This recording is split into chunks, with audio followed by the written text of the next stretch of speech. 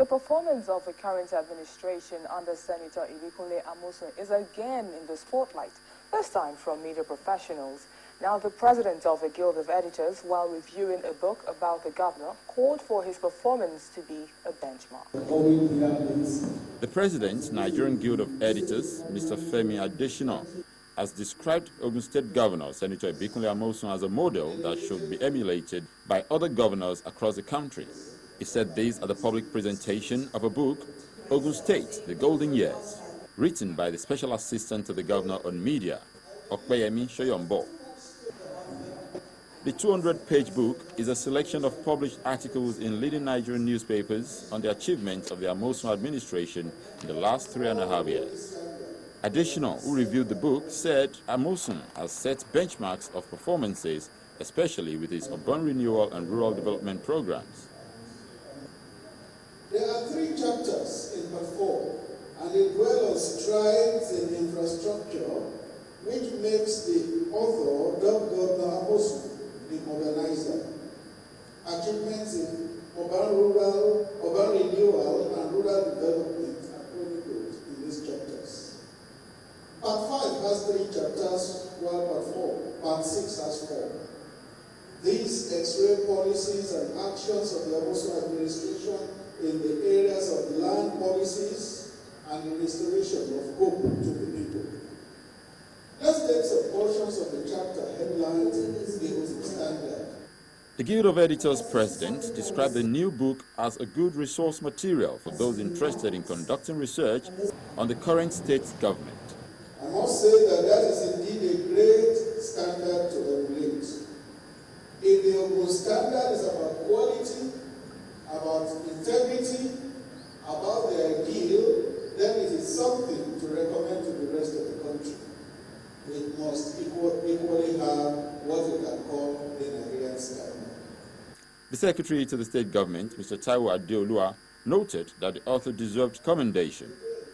Adeolua, who represented the governor at the book launch, also noted that the book could not cover a number of landmark achievements recorded by the state government. It is good to know that in the midst of all of this, some people are noticing this contribution that His Excellency and his team have made and are making to re-energize Ogun State.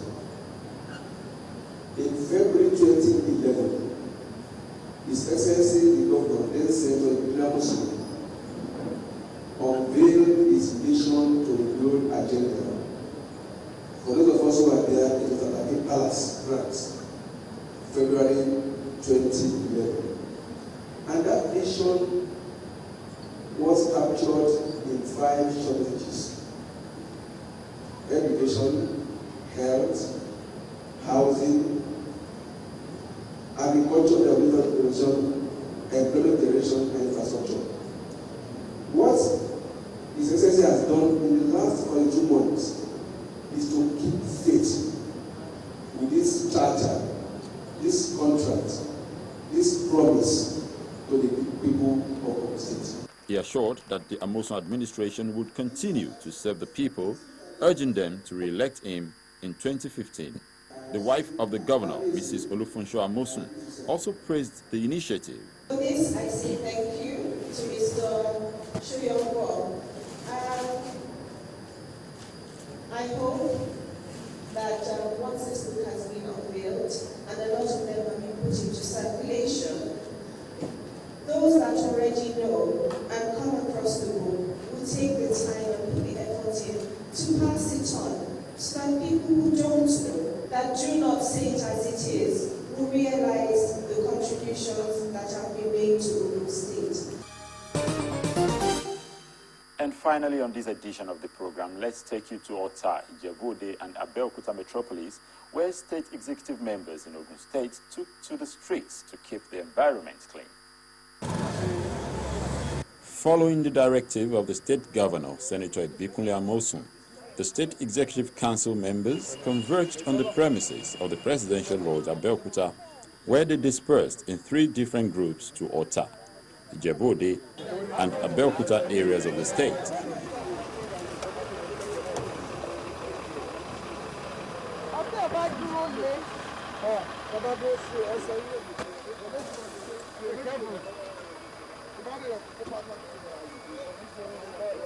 Given the situation at hand, the ESCOs had to lead by example, and the timing of this assignment underlines its importance.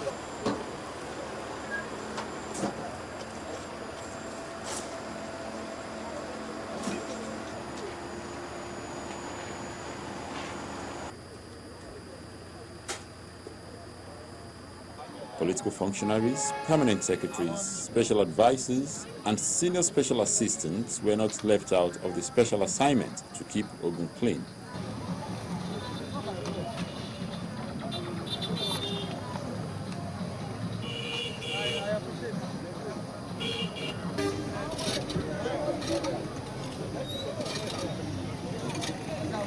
In Ota, the team was led by the Chief of Staff to the Governor, Professor Ganiu Olatunde.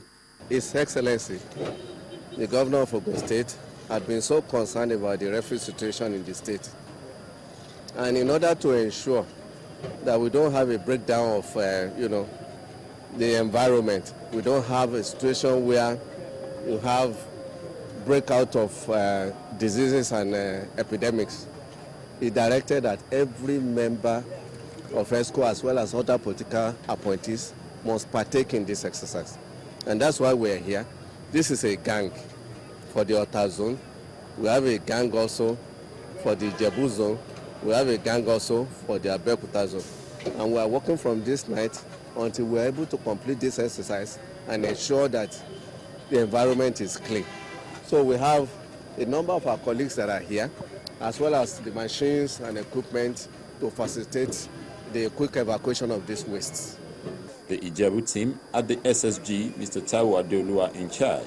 Essentially, if there's a problem, we believe we all should join hands to resolve it.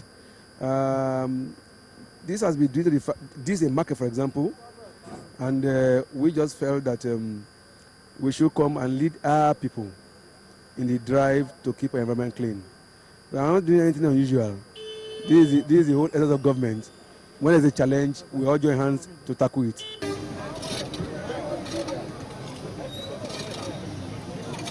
And the head of service, Mrs. Modupe Adekunle, was the leader in Abeokuta.